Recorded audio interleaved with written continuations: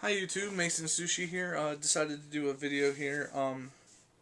Should have made a list, but I didn't. And also, before I tell you what happened, um, I had a whole other way of doing this video. I went on a trip and I started off the trip, filming myself in the car and filmed some of the scenery on the way down. I was gonna film what I was doing when I was there, and then film stuff on the way back. I just got too busy and just I have like no footage that I want to just kind of put together to form a video. It would be kind of silly. So unfortunately, I'm just gonna have to do like a quick summary from memory, and I did so much, so I'm sure we'll leave a few things out that I did. And this is gonna be a real short video.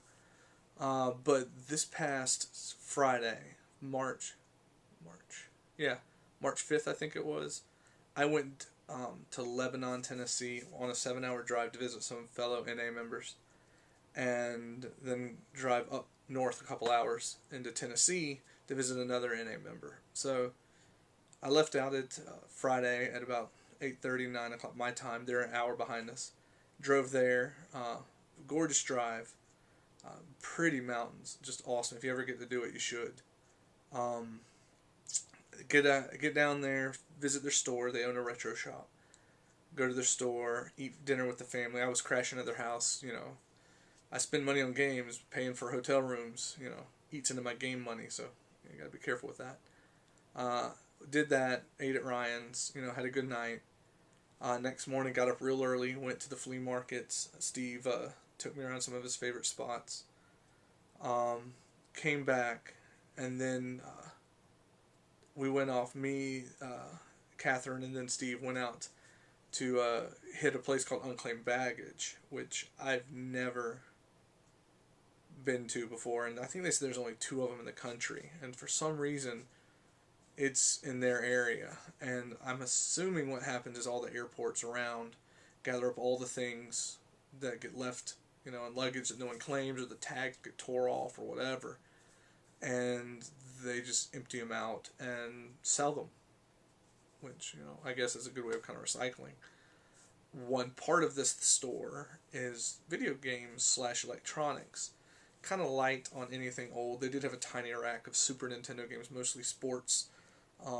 They did have a handful of Genesis games. I picked up a game that I thought was a prototype Coleco game. Now, I don't collect Coleco, so it just was worded weird. It was on an all black cart with a sticker that said, ColecoVision presents Donkey Kong for by Nintendo or something like that, and it just looked like it could be a prototype. I don't know. I don't collect it. I looked at it, opened it up. It didn't have an EEPROM. It had a piece of tape over one of the chips. I thought it was going to be an EEPROM, but I got so pissed off, and I didn't see any indentation of where an EEPROM would be underneath it. So I just was like, gonna roll the dice, peel it back, see if I see it, and I peeled it off. Didn't see an EEPROM. Wiped the sticky residue off, and tried to compare it against some other retail versions. It does look like it has some hand soldering on the back, but it could just be me. So I figured for a $2 roll of the dice investment, whatever. Um, Steve then picked up some, games to sell in their store. Unfortunately, I didn't really get too many pickups there. We stopped on all kinds of thrift shops and stuff. So we had fun. Ate at a Chinese place, good times, and trying to remember what we did that night. Anyway, we had fun. We did a lot of shopping, and then the next day we got up, and then we drove to Paul in Lebanon. He is in Lebanon, Tennessee, which is about 2 hours north, and took the family and them and went up there and visited him. Had a great time. He's a great guy. Wish we could have spent more time up there with him, and met his wife and daughter. And when we were up there, we went to a flea market. Now, I did pick up, I picked up 4 games at the flea market at a really good price.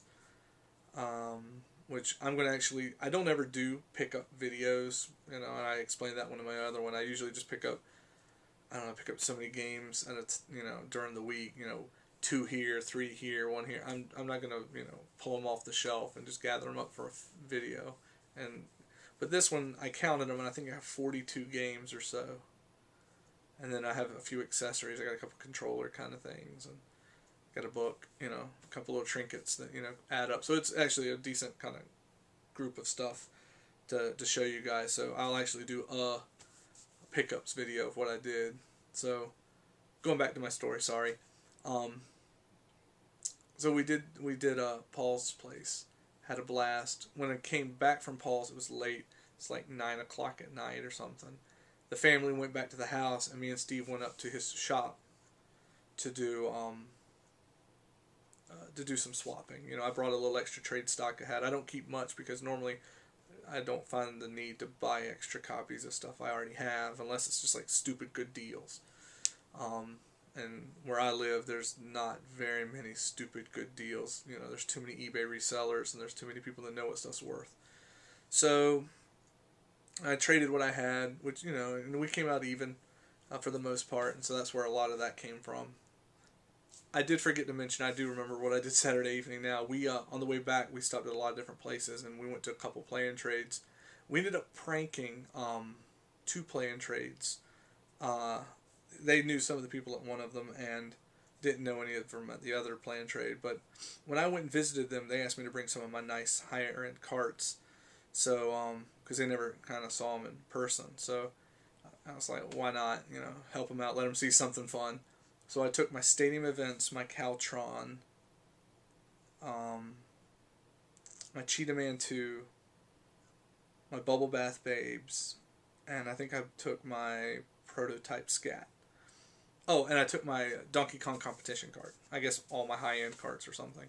And I threw them in a box and took them over there. Well, those are the carts they walked in to play and trade with to try to, you know, see what they'd offer for them. And it was pretty funny. The guy tried to keep a straight face, and, you know, and he's like, we could give you $50 for it. You know, it just was too funny. And then his friend came over, totally blew his whole, you know, cover up and like lunged at it going, oh my God, you know, I can't believe you brought this in. You know, the other guy was kind of pissed off, I think, that, you know, you could kind of tell he was trying to keep a straight face, but in a way he was kind of upset that his coworker almost literally grabbed the cart from my friend that was holding it, and she was like yanked it back because she did, like, don't touch it. And I told her when we walked in, I said, you're responsible for all the carts, you know. But so she did that there, and she pulled a similar prank at the one by her house, but it was kind of fun. That's what we did Saturday. Sorry about forgetting that, but.